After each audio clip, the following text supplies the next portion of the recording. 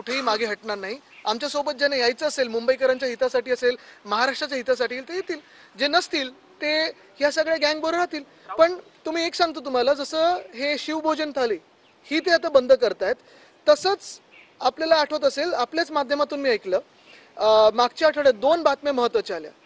साधारणपणे 79 कोटीचा खर्च राज्य सरकारने केलेला आहे काही राजकीय नेत्यांच्या साखर कारखान्यांच्या थकबाकीसाठी, आणि दुसऱ्या दिवशी बातमी होती की 50 कोटी नाही म्हणून मध्यभोजनामधलं अंड आणि खीर लहान मुलांचीही बंद केली। म्हणजे ज्या राजकारण्यांचे साखर कारखाने आहेत त्यांची पोटं भरलेली आहेत, त्यांच्यासाठी तुमच्याकडे 79 कोटी आहेत भाजपकडे, सरकारकडे, पण ज्या लहान मुलं, अनेक लहान मुलं मुली जे शाळेमध्ये मिड डे मीलसाठी येतात, त्यांना देण्यासाठी तुम्हाला 50 कोटी नाहीत अंड आणि खीरसाठी।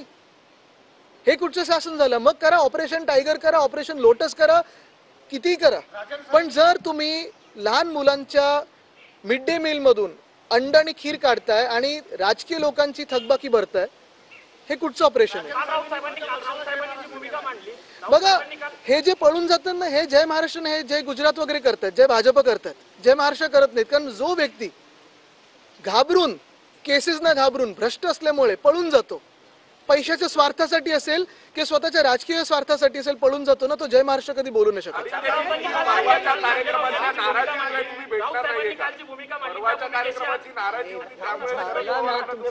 नाही हो, काल तुम्हाला सांगतो, आमच्या भेटी मुंबईत होत असतात, त्यांच्या घरी पण आम्ही जाऊन भेटून आलो, पण मुंबईमध्ये नाही। तुम्ही थांबा, तुम्ही करतो, अरे तुमच्यामध्ये वाद नको। ऐका, एक तर फार थोडे आहात तुम्ही इथे, ऐका सुनिए, मैं हिंदी में करता हूँ। आम्ही मुंबईत पवार साहेबांना मागच्याच महिन्यात जाऊन भेट झाली आमची, आता काल 1-2 झालं आमच्या। तुमचा विषय होता, तुमचं ऑपरेशन साहेबांनी कालची भूमिका मांडली, त्या भूमिकेत तीच भूमिका आजही तुमच्या पक्षाची आहे का शरद पवार यांच्या बाबतीत? कोणी सांगितले का की तुम्ही भूमिका अधिकृत नाहीये?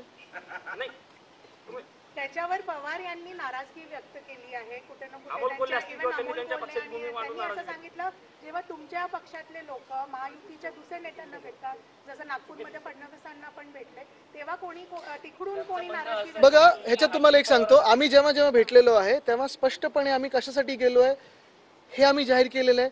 जी कामं आहेत ती तिथे नेलेली आहेत, आपल्या समोर तीच आणलेली आहेत। कधी त्यांचं कौतुक केलं नाहीये महाराष्ट्रात पडझड करण्यासाठी, कधी महाराष्ट्र लुटण्यासाठी कौतुक केलं नाहीये, कधी महाराष्ट्रात विकासाला दूर करण्यासाठी कौतुक केलं नाही, महाराष्ट्र लुटण्याचं कौतुक केलं नाहीये। जे महाराष्ट्राला लुटतात, जे महाराष्ट्रात सरकारची चोरी करतात, पक्षांची चोरी करतात, पक्ष फोडतात, मग त्यांचा परिवार फोडतात, त्यांचं कौतुक आमच्याकडून कधी होणार नाही, ॲज प्रिन्सिपल म्हणून होणार नाही।